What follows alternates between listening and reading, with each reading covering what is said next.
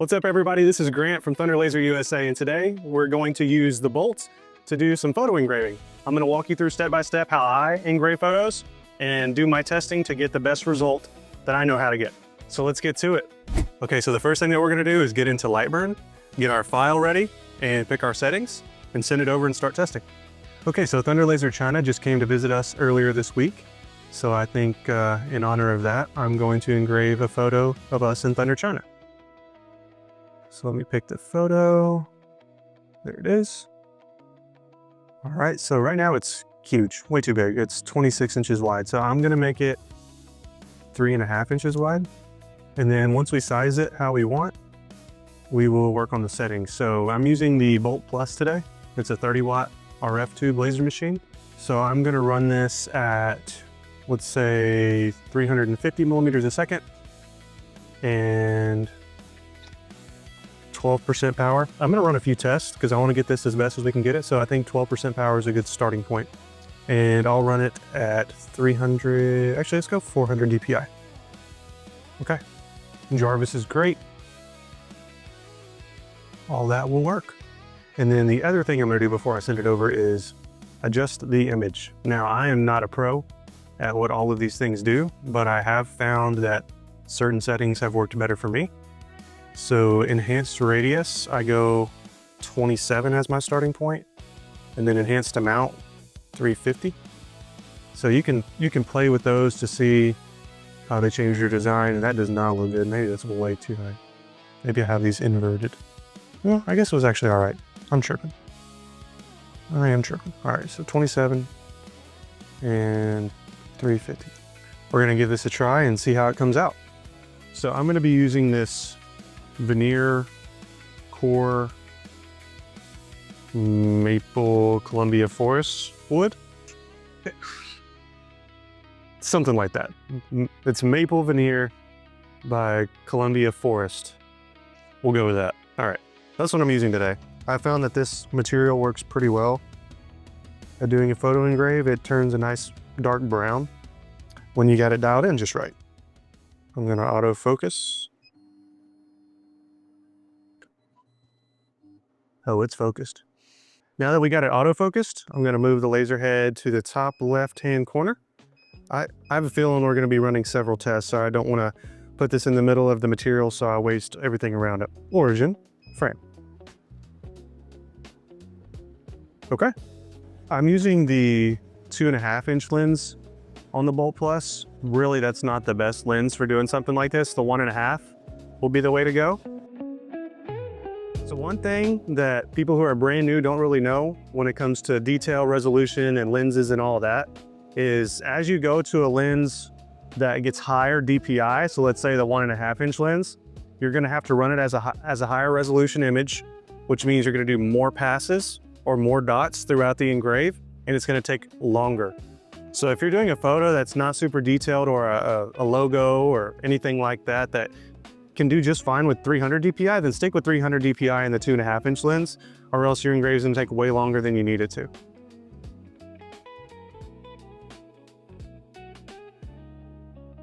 So that's what it looks like right off the machine. What I'm gonna do is do a very light sand.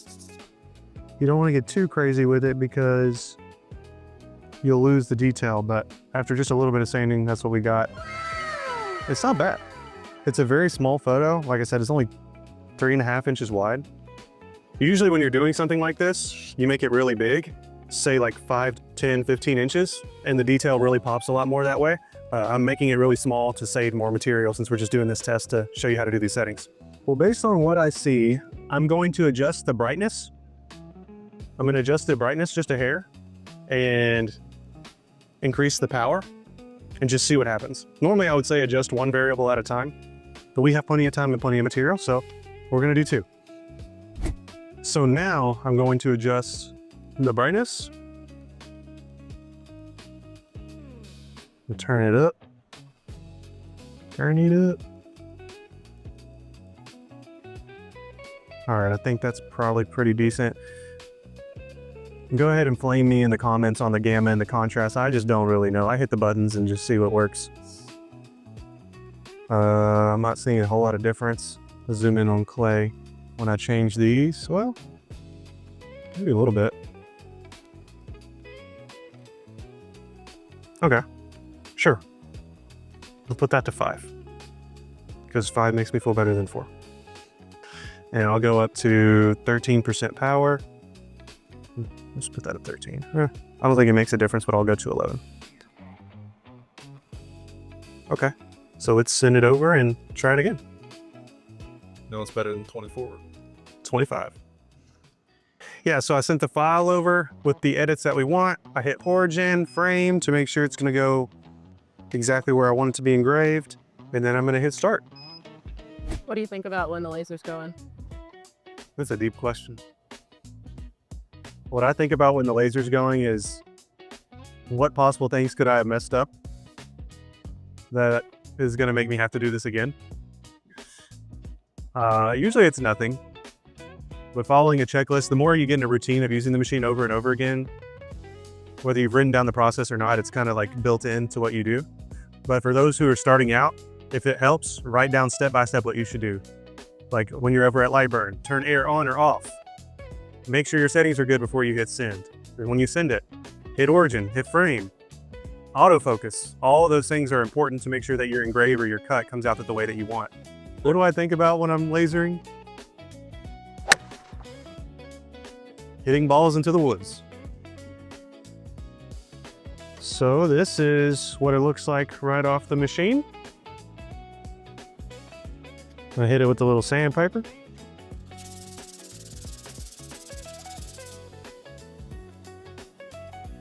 And I do think it looks a little better. It's very slight, but I do think it looks better. Like in Clay's face, you can see it a little more. Maybe that's because sandpaper.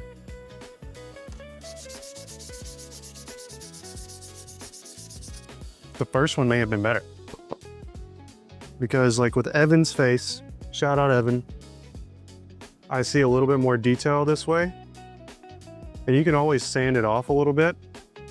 So I may stick with the first one. Honestly, I'm ready to like just hit go on this and make it bigger.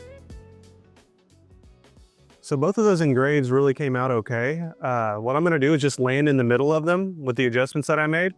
I will keep the speed and power the same as what I did this last time. I'm gonna go back into adjusting the image and drop the contrast and the brightness down to 3. A little compromise. And I'm going to make it bigger. So we're gonna go from 3.5 inches wide to, let's say 7. Let's do 7 inches wide. It's still not like as big as I would recommend doing something like this, but just so you can get more detail shown in the video, we'll go with this. Ready? And go. So I just sent the file over with the new dimensions. It's 7 inches wide. So we're gonna run it and see how it comes out. So the air assist on our Thunder laser machines, we have dual stage air. Not every laser machine out there has that. So what dual stage air is that it allows you to have a low air and a high air setting. And that's relevant because when you're engraving, you don't want a full blast of air. You want it to be very low. So whenever we're engraving, we use low air and we can adjust what low air means. It may be 0.1 PSI like I have it right now, or I could turn it up to like 3 PSI. And then for cutting, we switch to high air. And high air, I usually have it turned all the way up, the most air that I'm able to get, because that helps almost act as additional power when you're cutting through materials, and it helps keep the edges and the top of the material as clean as possible. So being able to do both in the same machine within the same file will help your materials come out perfect without you having to sand and clean them after you're done. All right, so we're all done with this one. This is what it looks like fresh off the machine. Now you'll probably notice that there is a white line all throughout here. That's because somebody dropped their phone on the material. So that, let's go to the first shame cam. Yeah, Julia was trying to record it with her phone and she dropped her phone and it moved the material. So that's why that line is there. Now, the engrave looks pretty good. All right.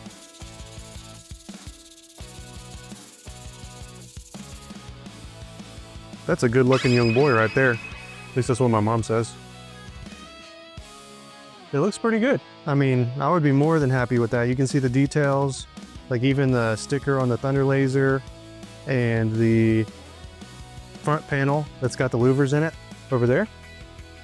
Yeah, so we can even see those in the photo. Okay, everybody, so we're done with testing. I'd say the 2.5-inch Engrave, and whenever we got it dialed in, it came out perfect. We'll get a close little zoom in of it there. Now, the only thing I think we could tweak with the 2.5 is to get it darker like this 1.5. But yeah, I say this was overall a big success. I will tell you guys that photo engraving is one of the harder things to do with the laser machine. So do tests. Be prepared to use a full sheet or two to get your settings dialed in. But through the tests and through using the processes that I showed you today, you'll be able to get a photo dialed in like that one. The machine I used today was the Bolt Plus. So if you're interested in a machine that's really good at photo engraving, then this is definitely the one for you. If you like the video, follow, like, subscribe, and leave a comment for what video you think we should make next. Thank you.